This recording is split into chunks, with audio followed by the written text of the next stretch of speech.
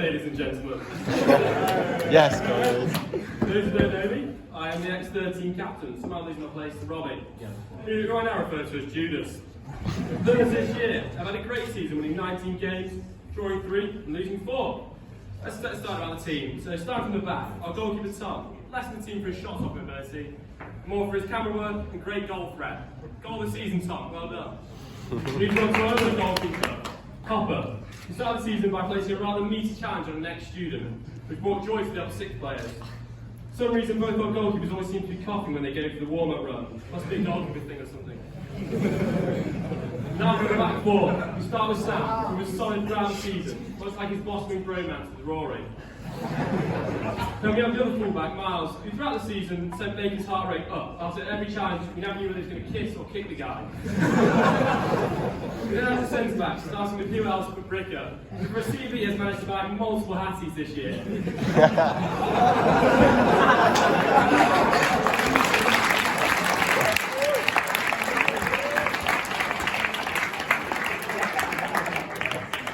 Season being a goal from our half and Robbie tackling kids on a weekly basis.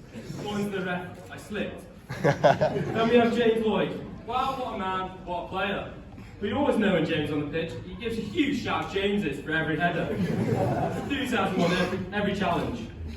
Move on to our right winger, Rory, otherwise known as Dusty. There isn't a bad word to say about Rory's performances, but someone should really think about taking his phone off him before he takes any more dodgy selfies.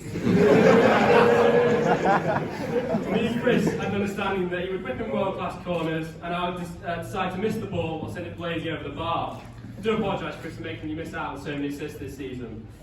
And now we move on to the midfield. I'll start with Liam Ness, who's sadly not here tonight, but he would always pop up with a huge slide tackle, stop the other team from having access to our shaky CVs. Then move on to Joe, who should be guaranteed Player of the Year, but he could do with winning it, seeing his granddad had to go from watching Joe's brother play in the first to watching him play in the thirds. Some say downgrade, I say otherwise. We then have Creasy, who I have to say thank you for hosting the Prees. It was a brave move seeing as Hopper was there. But his footballing ability, it was rather good. Little note for him to work on, maybe look up from the ball. Callum showed great skill off the field with his ability to produce the highest quality YouTube videos of our games. This is not all he brought to the team. This is not all he brought to the team. He also had an unexpectedly swift feet and a clinical finish on him. I finished talking about the midfield with Robbie. I mean, I should really let him do this bit. He would love to talk about how good he is at football and how he has the best left foot in the team.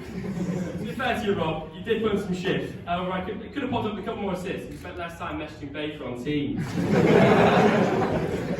And now we move on to our striker, who, to be fair, he was our top goal scorer. I forget how many he scored, but I'm sure he'd be happy to tell you how many. I still question how he was the top goal scorer this year, seeing as most of my memories are of him hitting the corner flag with his 2 left feet.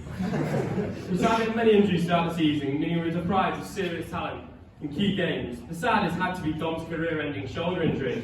I'd like to say a special thank you to our ultras this year, who have even come to away games on occasion.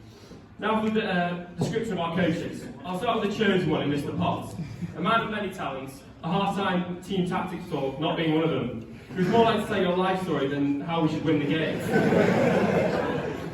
I will always remember him for such stories and his obsession with his magic water, which he believed would heal Hoppers' concussion.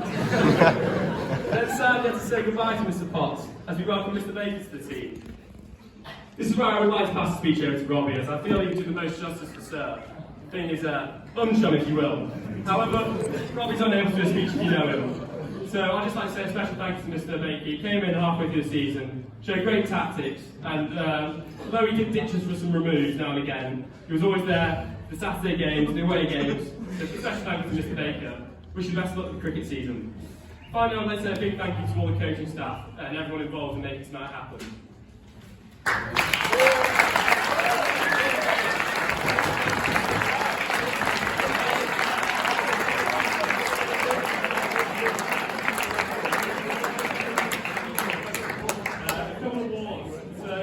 Cameraman was only going to go to one person. He was always on the bench, so Tom Rowe.